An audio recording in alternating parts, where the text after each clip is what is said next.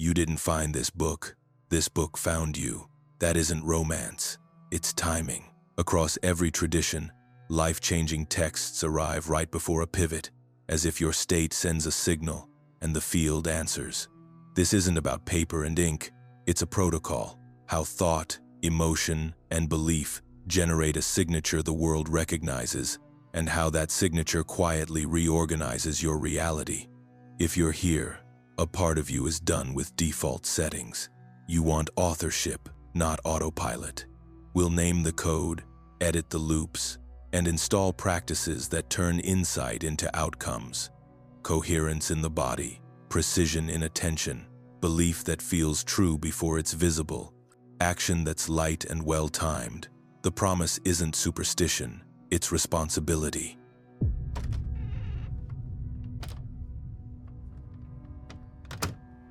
Improve the signal inside, and patterns outside begin to move, work, health, relationships, all of it. If the book arrived today, it's because you're ready to write a different story. Let's open to the first page. Across traditions, the book arrives when you are on the hinge of a life you can feel but haven't lived yet. You call it coincidence, but it behaves like a schedule. A passage lands in your feed. A stranger repeats the same sentence. A dream returns with an image you can't shake. Readiness generates relevance. When your state shifts, your reticular activating system stops ignoring certain signals and starts letting them through. You don't summon destiny, you tune to it. The book is less an object than a mechanism, an answering pattern that appears when you finally carry the right question. That's why a paragraph you skimmed last year can cut straight through you today. Your frequency changed, the field responded, and the message is simple. You're not being teased, you're being addressed. The next 7 days are your proof. For 7 days, pay attention to the clustering. A name you've never heard appears twice, then 3 times. An old symbol follows you from a billboard to the spine of a book you didn't mean to touch. A problem you've been circling shows you one clean next step, as if it has been waiting until you were steady enough to see it. Omen Week is not about hunting signs, it's about recognizing cadence. Instruction shows up when application becomes likely, not merely interesting. You'll feel the difference. Curiosity flutters and fades. Readiness is quiet and specific. Curiosity asks for more information. Readiness asks for a time and a place. Some of what we've uncovered is too sensitive for YouTube. I share the full notes in a free newsletter, link in the description. Enter your email to receive a limited-time free ebook copy of our book when you sign up. This isn't magical thinking dressed up as fate. It's neurobiology wearing mythic clothes. The Raz is the bouncer at the door of awareness. It admits what you've told it is important and quietly turns away what doesn't fit your story. Declare a sincere intention and back it with feeling and small action, and the guest list changes. You start finding passages because you trained your attention to recognize their outline. You begin meeting allies because your posture, tone, and questions signal that you're available for the kind of work they care about. Life isn't suddenly easier, it's suddenly legible. You can read the road signs you kept driving past, timing lives in the nervous system as well as the calendar. Liminal states, just after waking, just before sleep, during prayer or meditation, soften the edges of busy beta and open the receptive gate of theta. In that window, suggestion lands deeper, images carry weight, and belief becomes editable. This is why the same line that bounced off you last year can pierce you this week. The gate is open. Treat these thresholds as trivial and instruction drifts past. Meet them with attention and a pen, and the book begins writing you back. You'll notice the body's part in this. Breath, slow, shoulders soft, eyes kind. Coherence is a welcome mat. Hermetic language calls this correspondence, as within, so without. Modern language makes it practical. Your inner state sets the search terms. Test it with something small and clear. Name a value you're ready to live: truth, courage, generosity, and spend a day noticing where it tries to meet you. Suddenly, a conversation wants more honesty than you usually give. A simple chance to speak up arrives without threat. An easy place to give appears where you used to withhold. These aren't random, they're invitations. Answer enough invitations and a path appears where there was only noise. What derails Omen Week is performance. If you glare at the sky demanding a sign, you tighten. Tightness narrows perception and turns the field into a mirror for neediness. Replace the hunt with hospitality. Let signals arrive the way a guest arrives. Noticed, welcomed, unforced. Keep a pocket log, not a manifesto. A log. Date, moment, line, body response. On the 7th night, read it back. A thread will show itself that only hindsight can draw. Pull that thread. It's your next instruction, not a lifetime contract. One move, not 1,000. The book that finds you isn't here to flatter you. It's here to test for teachability. Teachable doesn't mean obedient. It means responsive. Can you spot a pattern, make one precise adjustment, and hold it long enough to see first proof? Can you separate novelty from guidance? Skip the shiny. Choose the useful. If you can, the next chapter tends to arrive right on time. If you can't, it waits. Not as punishment, as precision. The field is patient. It won't shout over your noise. It will meet you the moment you make space. You are not being judged. You are being lined up. The cleaner you line up, attention, emotion, belief, the more the world reflects that alignment back. Start with a week. Move like someone who expects to be addressed by life. Expectation here isn't arrogance. It's participation. The book heard you. Now listen back. You felt it. Some days your mind is noisy and narrow. Other days it's wide and quietly bright. That isn't mood alone, it's state. Your brain doesn't run on one speed. It moves through rhythms that feel different from the inside. Slow, deep waves when you're heavy with sleep. Gentle, spacious waves when you're calm and curious. Fast, spiky waves when you're stressed or solving. In simple language, delta is deep repair in dreamless sleep. Theta is the doorway where images teach faster than paragraphs. Alpha is the clear window where presence returns. Beta is the doing mind that handles tasks and talk. And gamma is the brief, high-focus spark when separate ideas stitch together into insight. These aren't trivia. They're the dials on your inner console. The book meets you most clearly when you know which dial you're on and why it matters. When Hermetic writers talk about correspondence within and without, they're pointing to a practical loop. State writes code. Code selects experience. Experience reinforces state. The loop can be vicious or virtuous. If you camp in prickly, overclocked beta, your mind scans for threats and unfinished tasks. You notice frictions. You speak faster than you listen, and the world mirrors that tempo back. Shift into alpha, and the same room softens. You register nuance. You hear subtext. Humor returns. A calmer rhythm in you invites a saner rhythm around you. You didn't change the facts. You changed the field you were broadcasting into. Think of it like tuning a radio. The show is already in the air. You turn the dial to hear it cleanly. Your inner dial is attention plus emotion. Attention aims the aerial. Emotion boosts the signal. When attention is fragmented and emotion is anxious, the dial wobbles between stations, static and half phrases. When attention is steady and emotion is warm, the station comes through. Ideas land. Timing improves. Conversations cooperate. A small shift in felt state changes what you notice, the words you choose, and the path your day takes.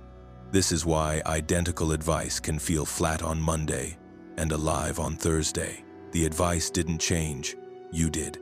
Here's a workable model. Coordinated neural rhythms create electromagnetic patterns that couple with your heart, breath, and gut.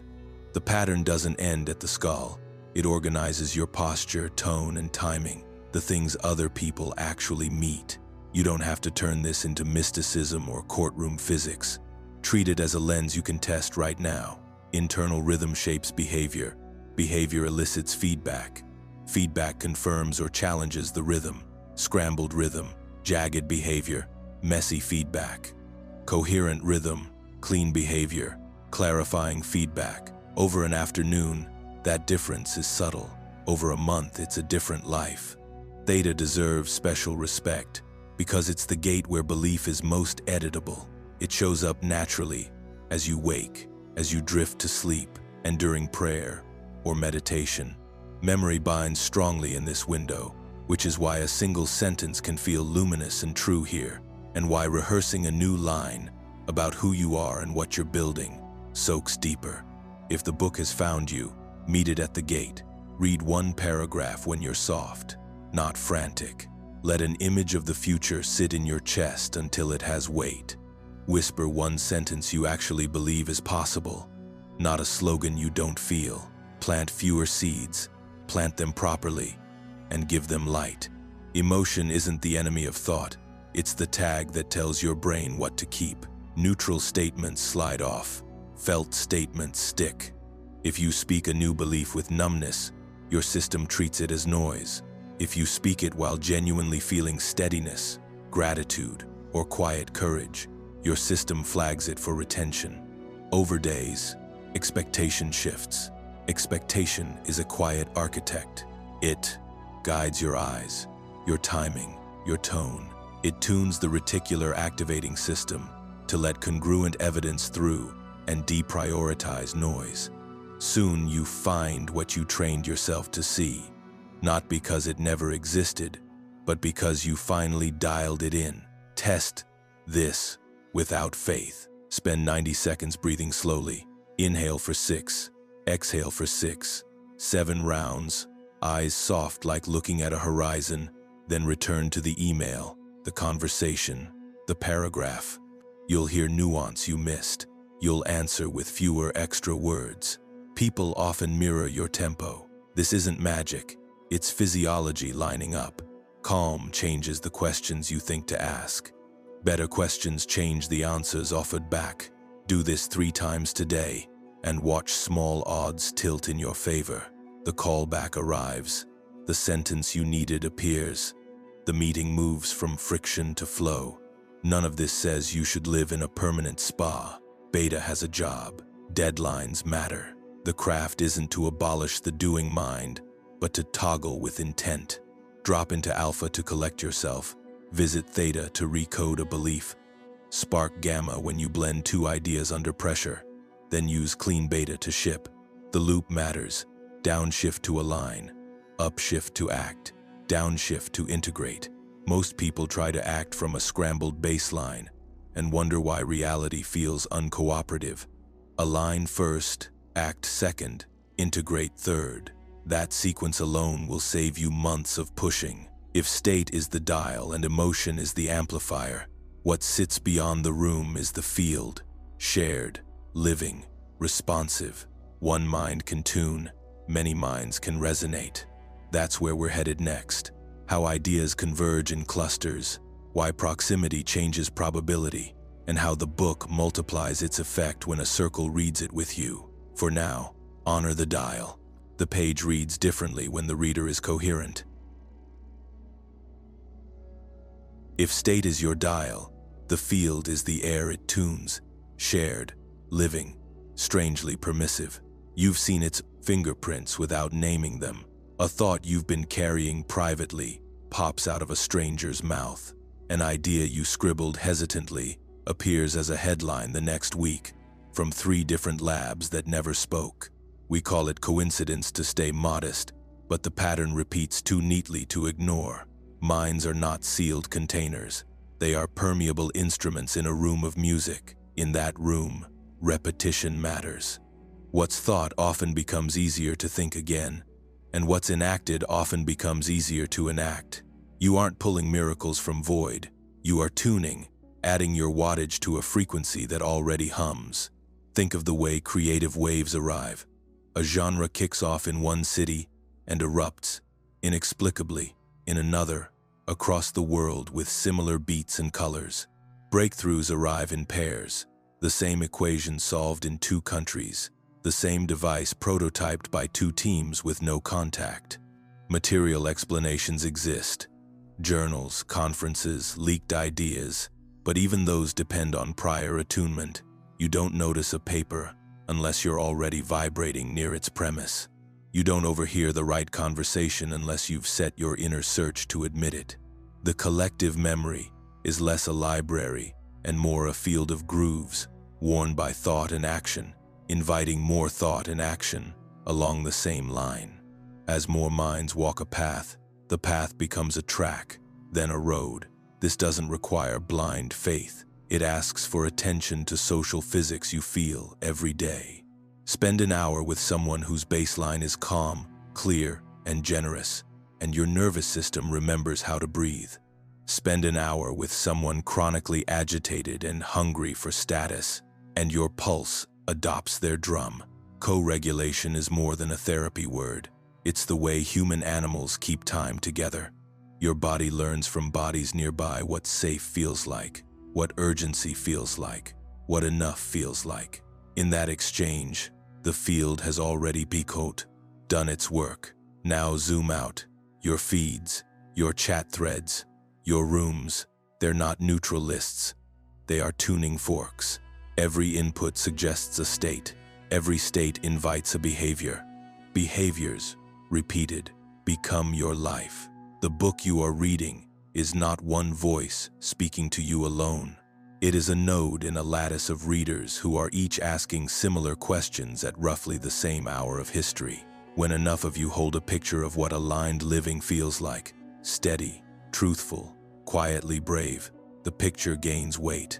It becomes easier for the next person to picture it, easier for a city to tolerate it, easier for a company to organize around it. The field thickens where attention points and action repeats. This is why cynicism travels so quickly. It's easy to rehearse. It's also why gratitude, though quieter, can move rooms. It rewrites the room's timing and offers a new tempo to join. You can feel field effects in craft. Musicians talk about a crowd leaning in and how that lean changes the set list, the risk-taking, the notes they even attempt. Teachers feel a class come alive and watch their own thinking sharpen in response. A team that agrees on what matters begins to invent solutions no one member could have carried alone. None of this is mystical. All of it is consequential. Agreement about value clarifies attention. Clarified attention upgrades questions. Better questions make previously invisible options obvious. Underneath the slogans, that is all, manifestation, ever means many small, coherent selections in the same direction until probability is bent enough to look like luck. This has a hygiene dimension.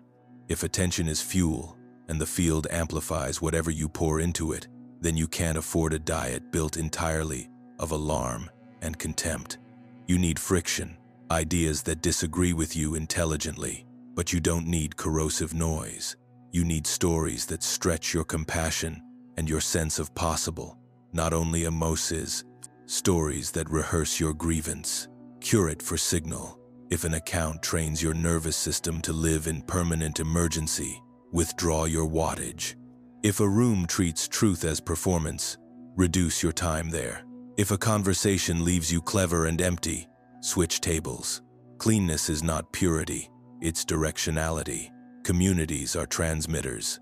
Sit with people who practice coherence, and your body learns the feel of a regulated baseline faster than any paragraph can teach. Sit with people who act from intuition and keep their promises, and your belief in your own word thickens. Sit with people who can hold fear without folding into force, and you'll risk more wisely. In time, you will be that person for someone else without trying. This is how fields move. Quietly, locally, then suddenly, obviously. Does this mean you must live in a bubble of agreement? No. It means you become intentional about the ratio of sources that drain versus sources that replenish. It means you hold one simple test in your pocket. After this input, do I think more clearly, feel more capable, want to act more honestly? If the answer is no 9 times out of 10, that input is not neutral, it is a tax. Pay fewer taxes. Fund more signal. Begin small and literal. Open your phone and prune. 10 accounts that anchor you in agitation can go. 3 sources that reliably return you to coherence can be added.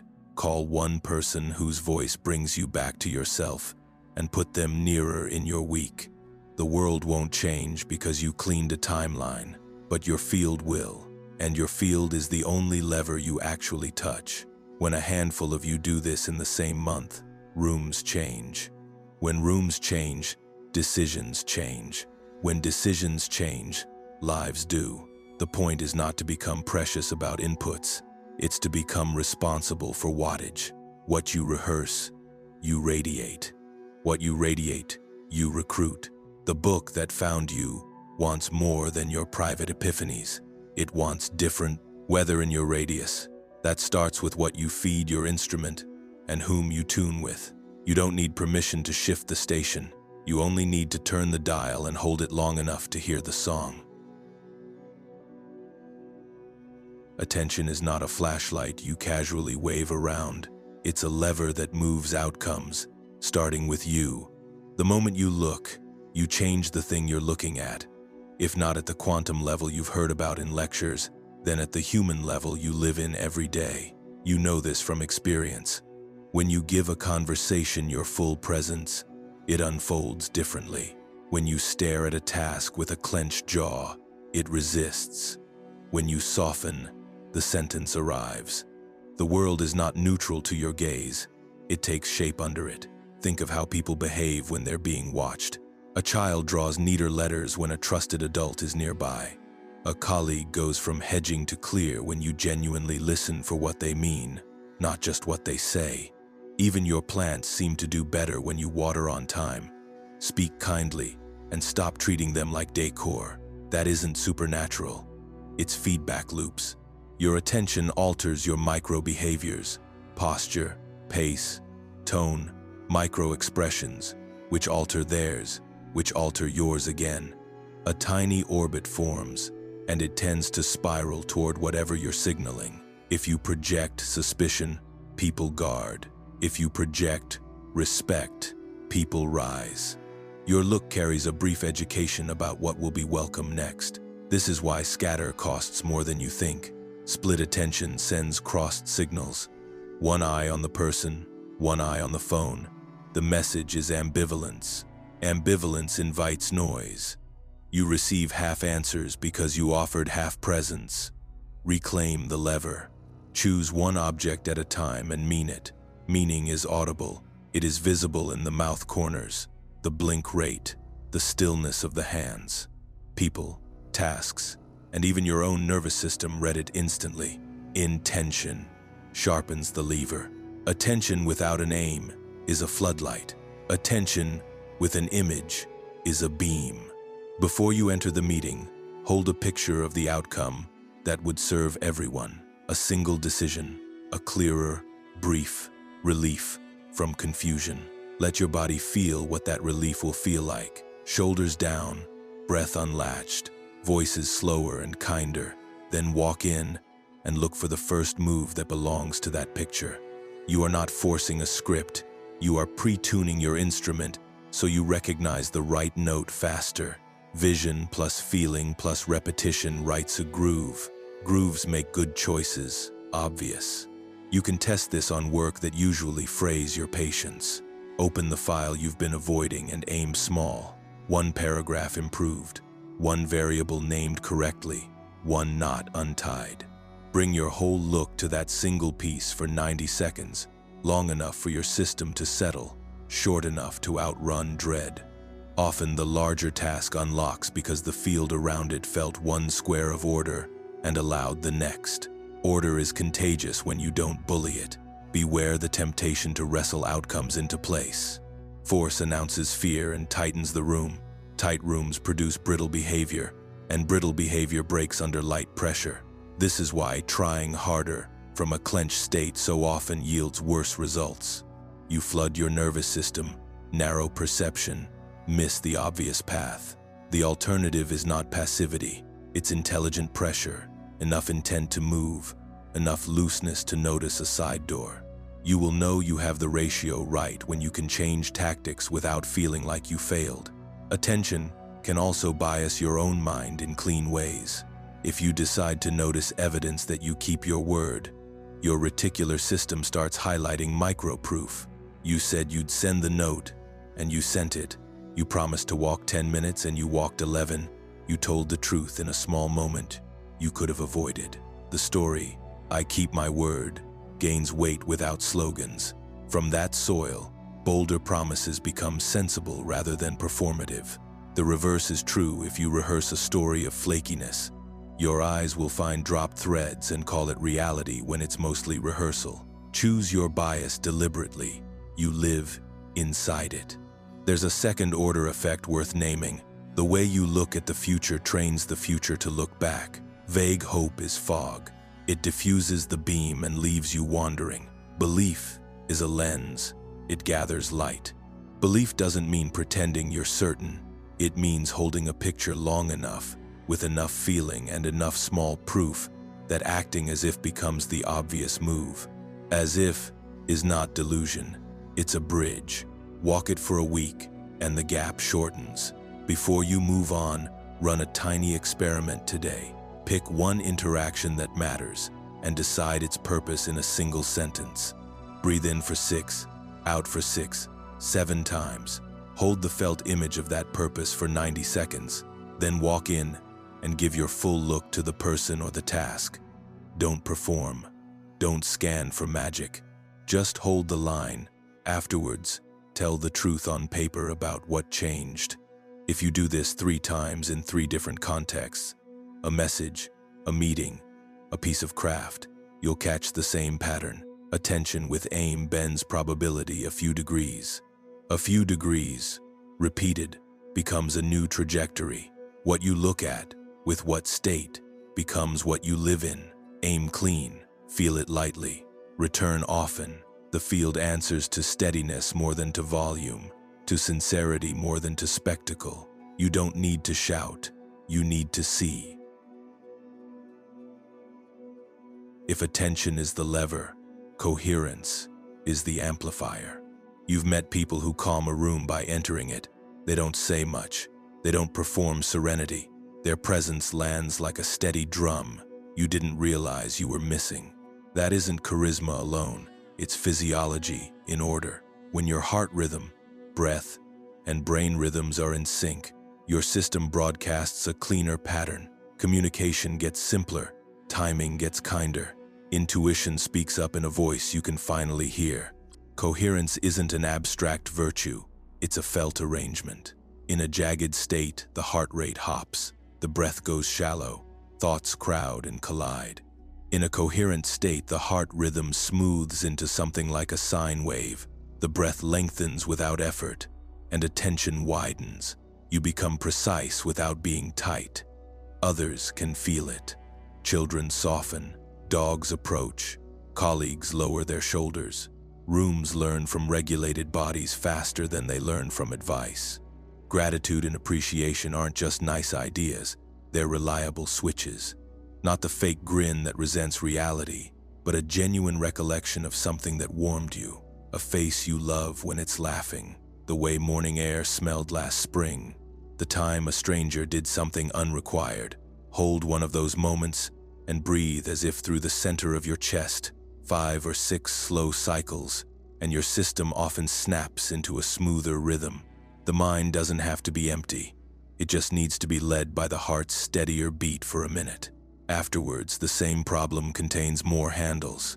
The email that wanted a page wants a paragraph. The meeting that wanted a fight wants a question. This is also the cleanest way to distinguish intuition from impulse. Impulse shouts and expires quickly. It wants immediate relief. It hates context. Intuition is quiet and specific. It doesn't rush you. It brings one step, not 100 promises.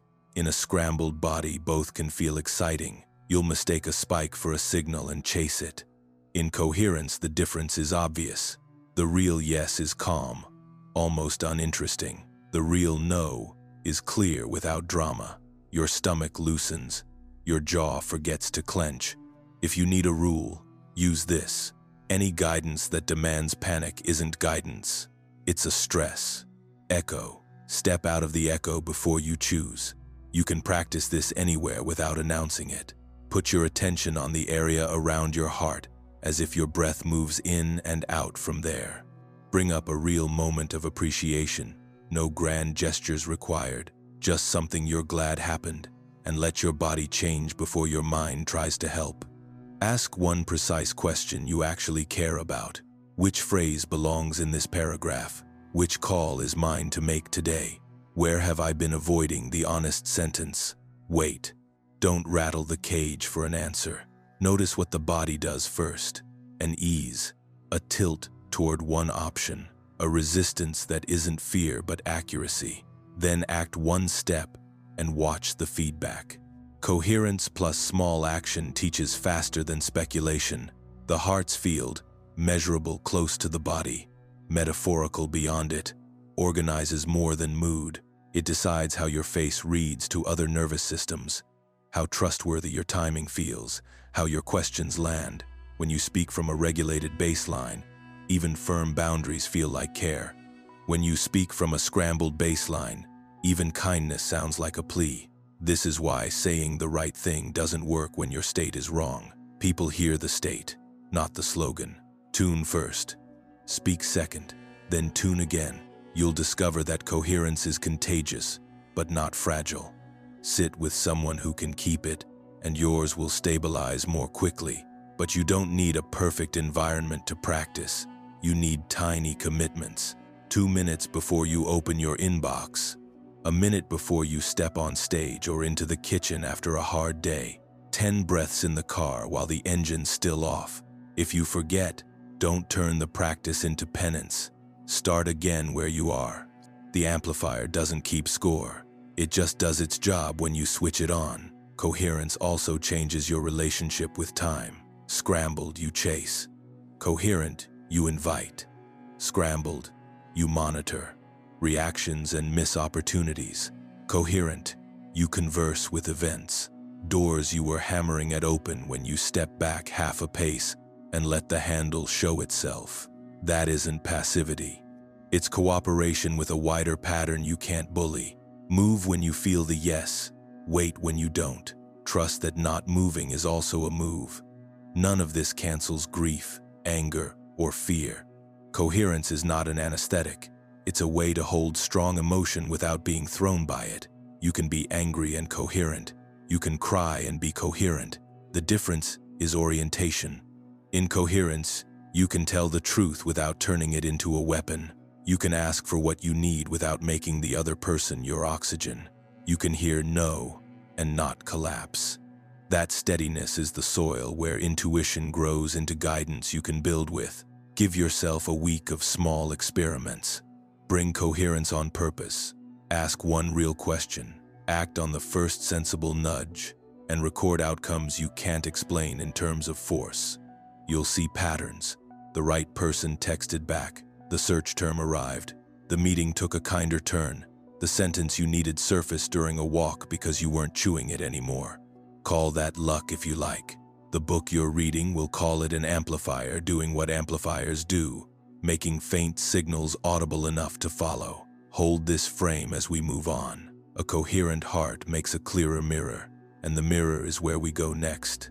How the world keeps showing you the scripts you planted, and how to pull the weeds without tearing up the garden. You've heard, as within, so without, but the mirror principle is not poetry. It's a mechanism. The world keeps handing you versions of your own scripts until you rewrite them. It is shamelessly literal. If your hidden line says, "People waste my time," your calendar obliges with late replies and drifting meetings. If your quiet belief says, "Money is hard," invoices stall, discounts appear out of nowhere, opportunities arrive wrapped in extra hoops. If your body carries "love leaves," you'll unconsciously test it, choosing partners who confirm the line. This isn't cosmic punishment. It's your reticular activating system doing its job, filtering for what matches your expectations and labeling the rest as noise. Change the label, and the bouncer changes who gets in. Start with what repeats. Recurring problems aren't random, they are rehearsals. Name the loop in one ordinary sentence you would say to a friend. No mystic flourish, no blame. I overwork to feel safe. I joke when I mean no. I drop price when I get nervous. The mirror respects plain language. Now check how your body behaves around that line. Does your breath climb your chest? Do your shoulders creep? Do you speed up? The body is the amplifier. When it bristles, the Raz hears priority and hunts for matching proof. That's why willpower rarely works alone. You cannot out-argue a body set to threat. You have to retune it. Think like a gardener. Thoughts are seeds. Emotion is water. Habit is sunlight. The harvest lags the planting. Uproot by the root, not by the leaf. A leaf-level fix is swapping words while keeping the same fear. A root-level change is altering the belief you feel to be true. Hope wants. Belief knows. Hope says, maybe it could work for me. Belief says, it's already working, and I'm catching up. Belief isn't theatrics. It's embodied expectation built from 3 ingredients. A picture you can actually see, a feeling you can actually feel, and small proof you can actually produce. Arrange those, and the mirror has to adjust. Use the theta windows. Just after waking and just before sleep, your brain opens the gate where memory binds.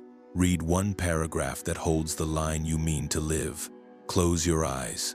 See one scene, not a mansion, not a movie poster, a scene you could step into today. Answer the email with steadiness. Speak one precise boundary without apology. Receive money without shrinking. Let your body feel what that scene feels like. Jaw slack, belly warm, chest spacious. Whisper a sentence that is both bolder than yesterday and believable today. Repeat for a week. You're not casting spells. You're writing muscle memory for attention. Language is leverage.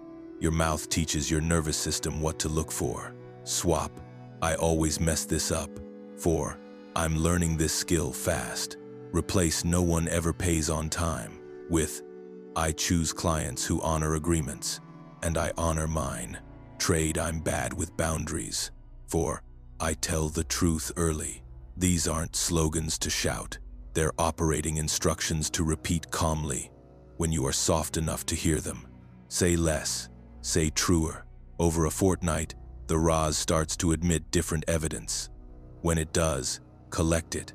Proof thickens belief. Collect proof like a naturalist, not a lawyer. You're not arguing a case. You're observing a species in its habitat. Write down 3 instances each day where the new line showed up, even faintly. The invoice that cleared without prompting. The conversation where you didn't over-explain.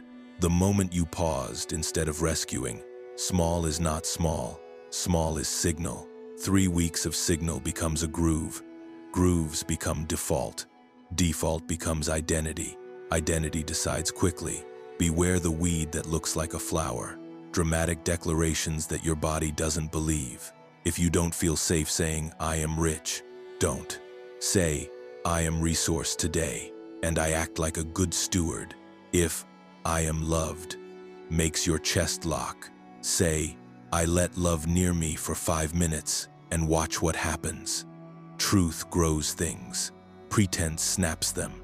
Build belief by keeping promises that are just large enough to stretch you without tearing. Deliver 3 of those and raise the weight a little. The mirror rewards consistency more than volume. Mind the company you keep inside your head. Some inherited lines belong to people you care about. You can love them and still stop repeating their weather. Respect the origin, then release the script. That was my mother's way of feeling safe. I choose another. That was my teacher's way of keeping order. I choose another. Gratitude ends the argument. Sovereignty installs the update. Money, love, work, the mirror rules travel cleanly. If you believe money equals stress, you will delay sending invoices, overfill proposals, and select clients who confirm it. If you believe love equals loss, you will pick people you can't really have. and call it chemistry. If you believe work equals sacrifice, you will refuse ease when it arrives and label it suspicious. Change the belief, and your micro-choices change quietly. You invoice on Friday without drama. You answer the good morning text. You accept help without repaying it immediately in sweat. Outcomes look like luck to outsiders. From the inside, they feel like alignment finally getting its way. This is not perfection theater. You will forget.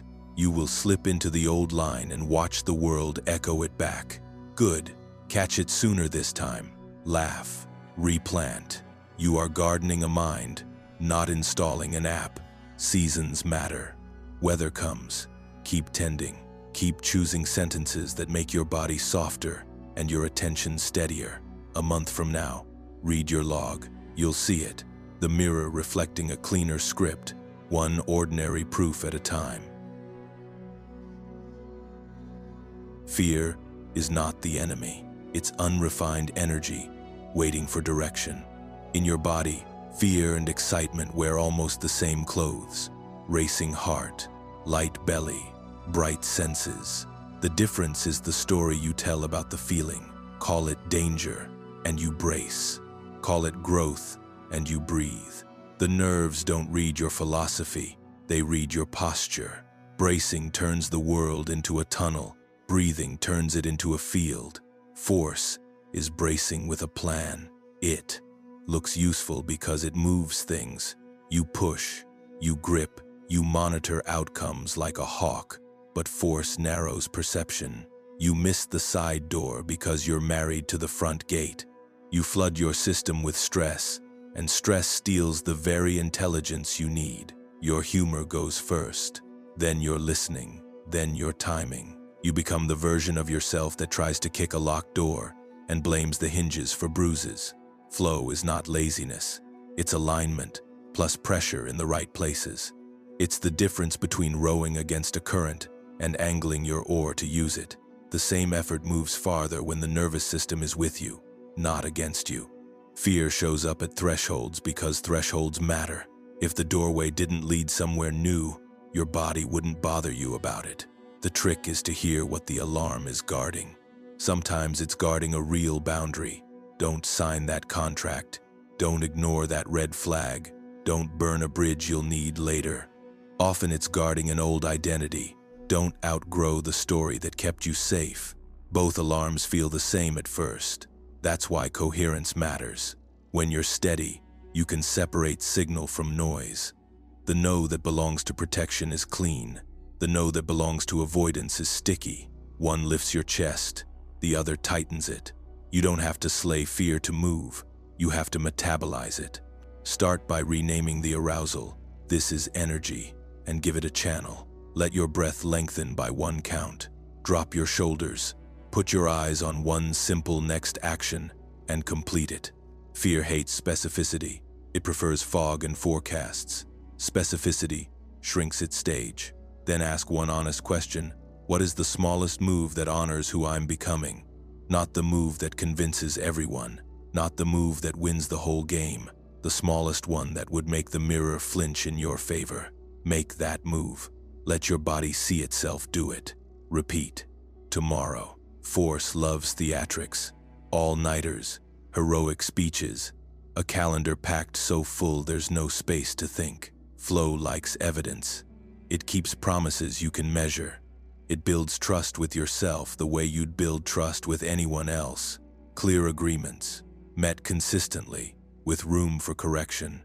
The more you keep micro-promises, the more your nervous system agrees to let bigger risks through. Confidence isn't a mood you wait for. It's a receipt you earn. There's a quiet method for crossing edges without scaring yourself back into smallness. Aim for the 3% edge. Not 20. 3. If public speaking terrifies you, don't book a theater. Record a 1-minute voice note and send it to a friend who roots for you. If charging fairly knots your stomach, don't double your rate. Add 5% and deliver with calm. If telling the truth shakes your hands, don't unload a decade of withheld sentences. Choose one honest line and say it kindly.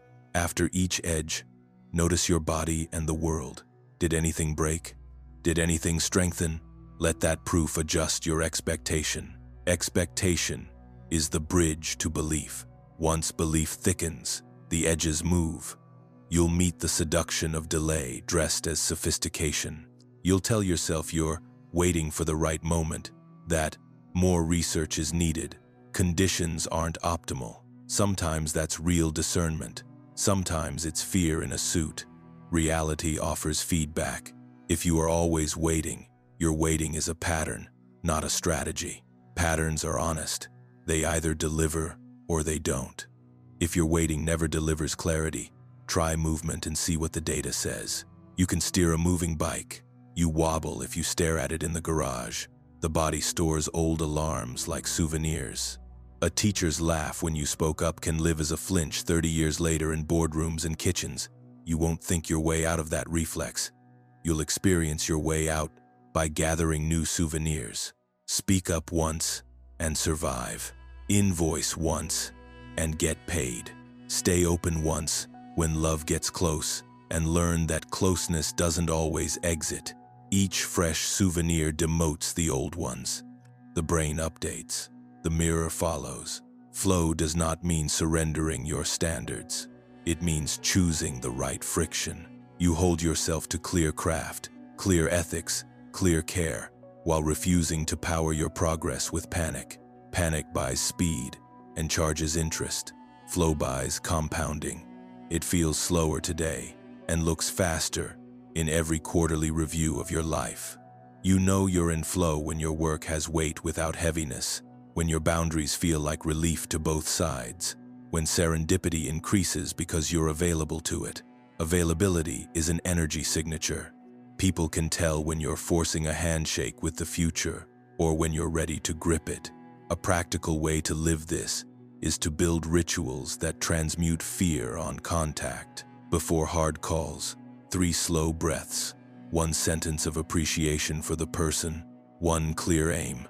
Before asking for what you need, relax the jaw, feel your feet, choose 1 line, and trust the silence that follows. Before risk, a quick body scan, and a promise to yourself you can definitely keep on the other side.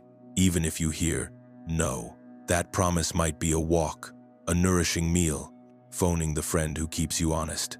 You're telling your system, we can do scary things and remain resourced. Safety expands. Choices expand. Notice also how fear shrinks when you're not alone at the edge. Regulation is social. Courage scales in circles. The right witness halves the weight you carry. Speak your next 3% edge to someone who sees you accurately and will not collude with your avoidance. Let them hold you to the move and to the gentleness after. In time, you become that witness for others. This isn't a self-help flourish. It's field mechanics. Aligned bodies help each other cross. Keep this simple. When fear spikes, don't perform courage. Practice it. Rename the charge. Breathe. Pick 1 proportionate move and make it with a soft jaw. If you overshoot into force, you'll feel it. Step back half a pace and look again. If you undershoot into avoidance, forgive quickly and take the next smaller step. Either way, you're teaching your nervous system the same lesson. We move toward what matters, and we don't abandon ourselves on the way. We're about to widen the lens from your personal threshold to the field you build around you. Sovereignty that doesn't bully, circles that keep coherence, and a living protocol that makes aligned action normal instead of rare. Sovereignty isn't domination, it's authorship over state and response. Control tries to bend outcomes with white-knuckle intensity. Alignment chooses the clearest move and lets probability meet it. When you practice sovereignty, you stop negotiating your nervous system with the room. You choose your baseline first, then enter. You're no longer the leaf in every wind. You are the tree that still listens to weather. From here, the book stops being private inspiration and becomes public architecture. You build environments that make coherence normal instead of rare. Start with the simplest arena you own, your day. A sovereign day doesn't begin by borrowing other people's urgency. It begins with a brief return to yourself, 2 minutes of heart breathing, 1 sentence of intention, 1 line you'll keep no matter what, the email sent, the boundary spoken, the walk taken. You're not chasing a mood, you're establishing a rhythm. Other tasks can join. Then you let that rhythm inform how you spend attention and money, because both are votes. The websites you open pay someone. The channels you follow fund a future. The purchases you make fertilize one field and starve another. This isn't moral theater, it's mechanics. Where you place wattage, life grows. Now widen the radius. Coherence scales fastest in circles because nervous systems learn by proximity. 1 person can hold a steady drum, 3 can generate a tide. Form a small circle with people who want what you want in practice, not in hashtags. Regulated bodies, precise speech, honest action, a life that can carry more responsibility without fraying. Keep it small enough to feel each other breathe. Meet weekly for an hour you don't sacrifice to noise. Begin with coherence. Each person settles for 60 seconds, so the room's timing matches. Next, the week's intention is spoken in clean language. No speeches, no performance, just the one move that belongs now. Then share last week's proof and friction. 1 outcome that arrived without force. 1 place you tightened, and what you learned by loosening. End with gratitude, not as etiquette, but as a tuning fork. Gratitude returns the circle to the baseline you want repeated after laptops close. You'll be tempted to turn this into a workshop. Resist. Sophistication often hides avoidance. The circle's power isn't in novel exercises, it's in repetition with sincerity. Coherence, intention, action review, gratitude. Again and again until your bodies remember what steadiness feels like even when weeks are wild. Decide together on the smallest promises you can keep across 4 weeks. When someone misses one, there is no theater. They tell the truth, the circle listens, and the promise is resized so it can be kept. Trust grows from realism, not bravado. Sovereignty also changes the way you make and hold agreements. You stop outsourcing your yes and no to adrenaline. You choose in coherence, and you honor what you chose when the mood changes. That means naming your limits without apology and your commitments without heroics. It means building a calendar that fits your nervous system's real capacity, not the internet's fantasy of boundless output. It means letting money be clean, charging fairly, paying promptly, declining mismatched work before it soils the field. You'll notice the world answer back with clearer invitations. When you stop signaling, "I'm available for chaos," chaos loses your address. There's a civic layer to sovereignty many spiritual scripts skip. If attention and money are votes, then part of your practice is choosing what institutions and creators get to amplify your signal. Sponsor the voices that make you more honest and more capable. Hire the craft that makes your work kinder and sharper. If a platform taxes your coherence every time you open it, treat it like a casino and enter on a schedule you can afford. If a newsroom rewards panic, don't make it your morning priest. The book that found you wants impact measured in cleaner rooms, not just cleaner thoughts. You can formalize this with a simple covenant of practice, not as dogma, but as a reminder. For the next 4 weeks, we meet once a week for 60 minutes. We arrive calm, or we become calm before we speak. We bring one intention stated in one sentence. We make one promise that stretches us by 3%, and we keep it. We tell the truth about results, especially the unglamorous kind. We spend attention and money where signal is clean. We close with appreciation for something real. That's it. Modest on paper, radical in result. Circles that keep this cadence for a season tend to find each member's life reorganizing around steadier centers, fewer performative projects, fewer panicked yeses, more durable wins. You will hit friction. Someone will arrive scrambled and want the room to carry them without effort. Someone will confuse intensity with depth. Someone will try to turn the circle into strategy hour. Your job is to hold the drum. Coherence first, strategy second. If a session derails, reset with breath, restate the purpose, and return to small promises. Fireworks look impressive. Compounding moves the mountain. Sovereignty is patient because it knows timelines shrink when integrity compounds. As you live this protocol, you'll notice serendipity changing flavor. It stops feeling like rescue and starts feeling like collaboration.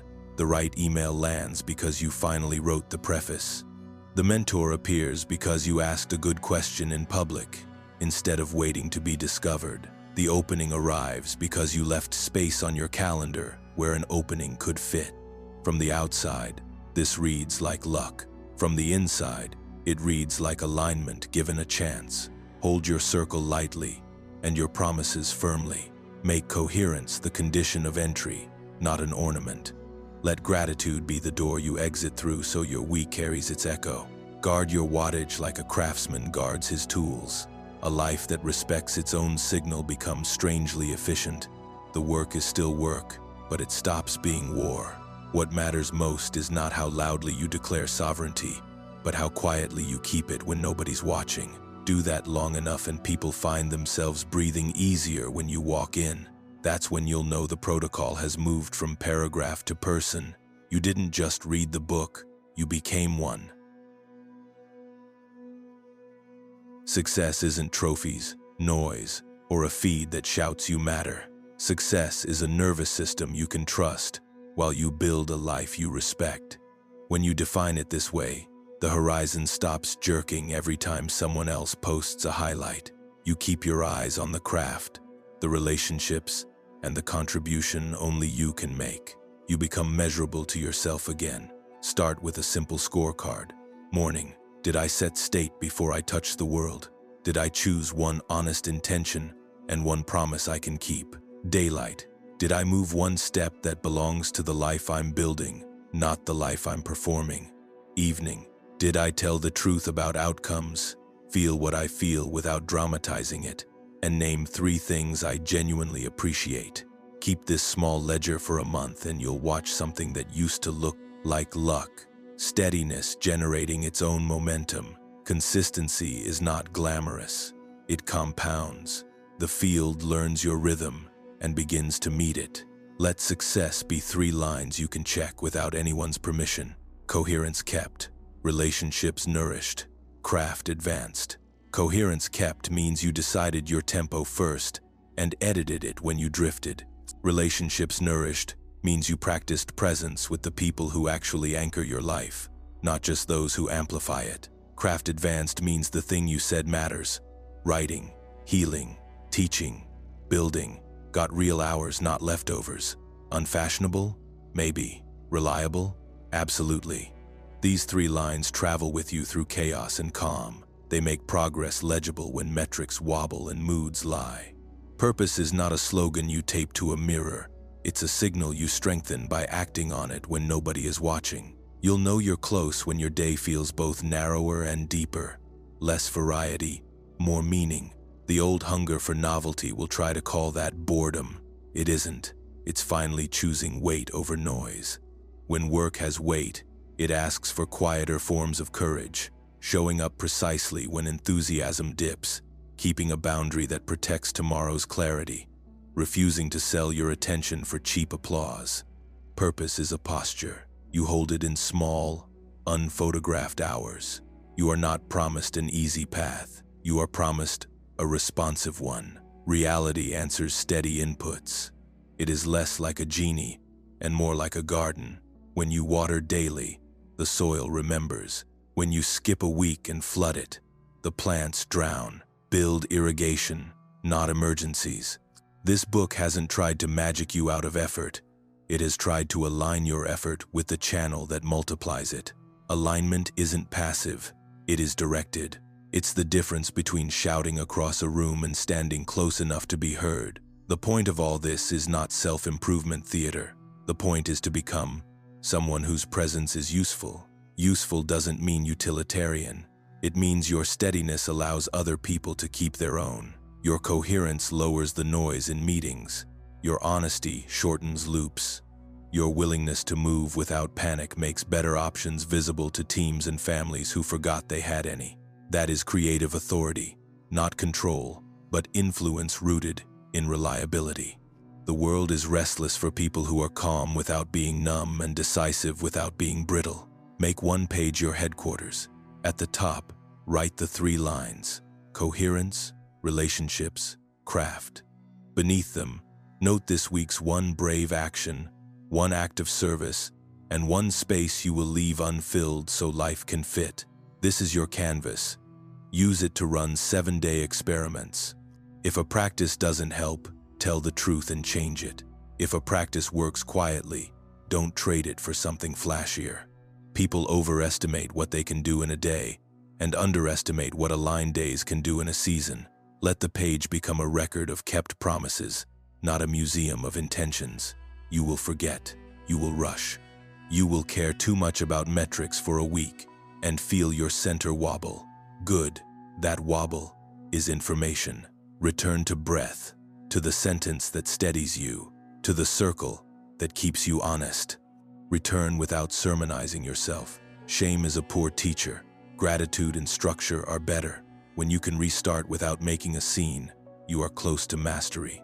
The person who resets gently travels farther than the person who never falls but never leaves the driveway. The book found you on schedule, not to flatter you but to recruit you into authorship. Authorship over state and response, which in time becomes authorship over the kinds of rooms you help exist. Rooms with cleaner questions, rooms with warmer shoulders, rooms where outcomes arrive because people felt safe enough to bring their best. Keep the protocol simple. Tune first. Aim clearly. Act lightly. Review honestly. Give thanks. Repeat. When it gets noisy, collapse the horizon to the next right move and make it well. A year from now, the externals may look dramatic. New work, healed relationships, a body that isn't bracing all day, but the most important change will be quieter. You will trust yourself with more power. Power to choose, to pause, to say no and mean it, to say yes and carry it. That kind of power isn't loud. It is recognizable. People will breathe easier when you step into the room, and some will ask what you did. The answer won't fit on a bumper sticker. You practiced being coherent when nobody was clapping. You aligned your action to your signal. You let gratitude set the tone. You kept promises small and true until bigger ones became sensible. If you need a final instruction, make it this. Keep your life aligned enough that the next chapter can find you without having to shout. The field is already listening. Write clearly. Speak kindly. Move cleanly. Let the results arrive in their season. And if you feel this on a deep level, comment, "I get the code."